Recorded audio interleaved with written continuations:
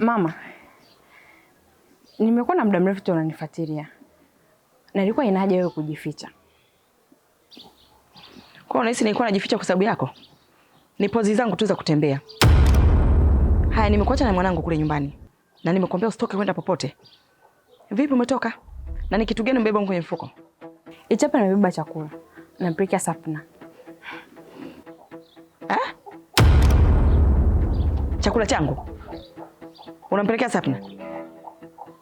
Kimbulu, hivi wewe unaniona mimi mjinga eh?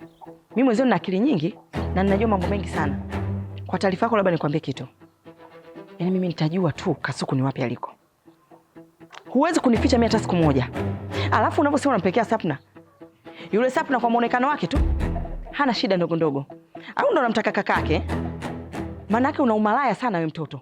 Yaani si una matatizo gani? Chakula changu mimi unabeba unapeleka kwa watu, si ndio?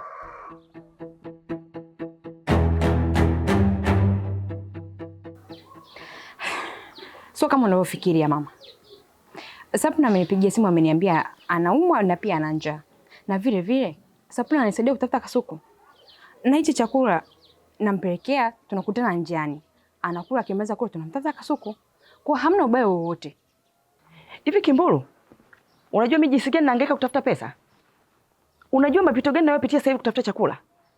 Alafu mimi nimetoka, unagawa chakula changu. Hivi wewe unanichukuliaje mimi? Hebu jaribu kutafuta pesa kwanza na wewe.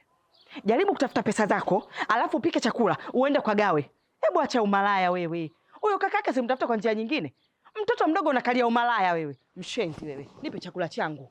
Mwenda azimu. Tena iwe mwanzo na mwisho. Usirudie. Mshenzi wewe.